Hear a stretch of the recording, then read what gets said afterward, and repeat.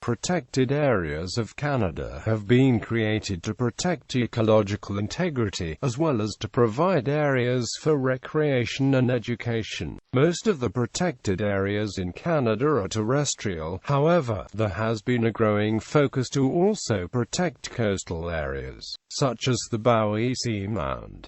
Different classifications of protected area exist, depending on the organization which manages them. Similarly, some protected areas have a greater focus on ecological integrity than others. National parks and protected areas. The primary focus of national parks is to preserve ecological integrity.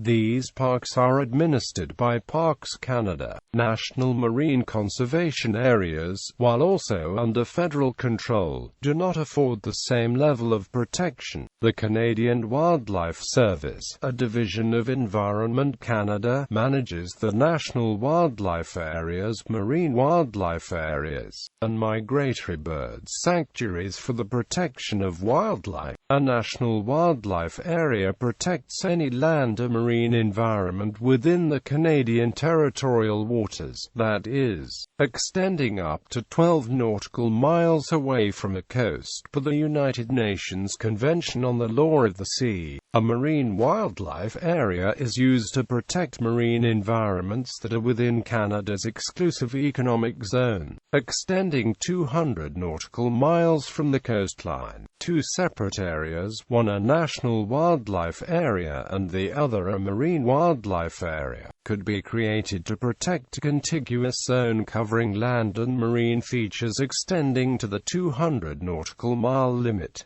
Provincial parks. Provincial governments also protect areas within the boundaries. See List of Canadian provincial parks. Regional and local parks. Regional governments and local governments also create parks, however, these tend to have a greater focus on recreation. Other forms of conservation. Another form of conservation is made by landowners who want to preserve nature for future generations by placing a covenant on the land.